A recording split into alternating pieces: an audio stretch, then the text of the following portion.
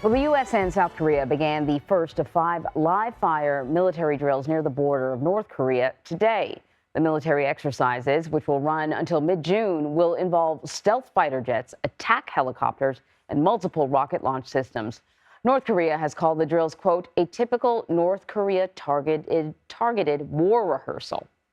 CBS News senior foreign correspondent Elizabeth Palmer is following the story from Tokyo for us, and she's joining us this morning. I feel like that characterization of these drills is actually mild coming from North Korea. Usually their language is so much more bombastic. But what more do we know about the latest round of military exercises? Well, the scale is enormous. They're the biggest in the 70-year history of the American-South Korean military alliance, which was formed back at the end of the Korean War in 1953. 2,500 South Korean and American military personnel will be practicing armed responses to what one official called North Korean provocation scenarios. Now, that could mean anything from a ground invasion to a missile strike. They'll be putting the hardware that you mentioned through its paces, but also swarms of drones, unmanned weapons, which we now know are going to play a big role in future warfare. And it's all happening at a training facility in South Korea, but less than 25 miles from the border with North Korea. And so then what is the goal of these elaborate and frankly pretty expensive exercises? Well, first of all, it's going to give the Americans and the South Koreans fighting experience side by side. And that's very important, not only for the soldiers and airmen, but the commanders, too. They need practice because it's very complex to get two militaries to coordinate seamlessly in big operations.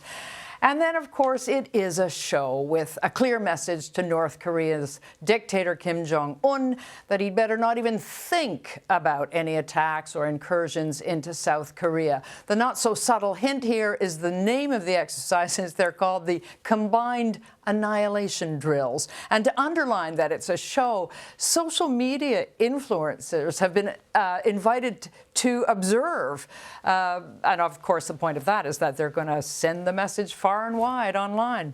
Well, as you know, often with these drills, there is sort of a tit-for-tat messaging, if you will. How can we expect North Korea to respond to these exercises? Often they're framed as a deterrent, but I don't know how often they are a deterrent. What might we see from Kim Jong-un? Well, so far they've functioned as a deterrent because there hasn't been an attack.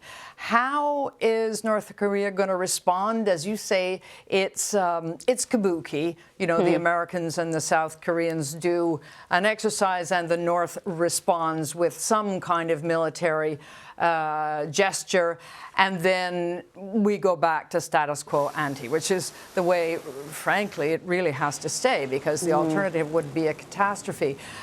North Korea has expressed its anger. It said the drills are a war rehearsal, as you said, and has warned of corresponding responses. We can guess what they might be, some top possibilities based on the weapons we know the North Koreans have been developing. Maybe the launch of a next-generation intercontinental ballistic missile, perhaps a military satellite that could help North Korea with nuclear weapons targeting, or maybe even that long-awaited underground nuclear test, which would be its first since 2017. But we won't know probably until next week at the earliest.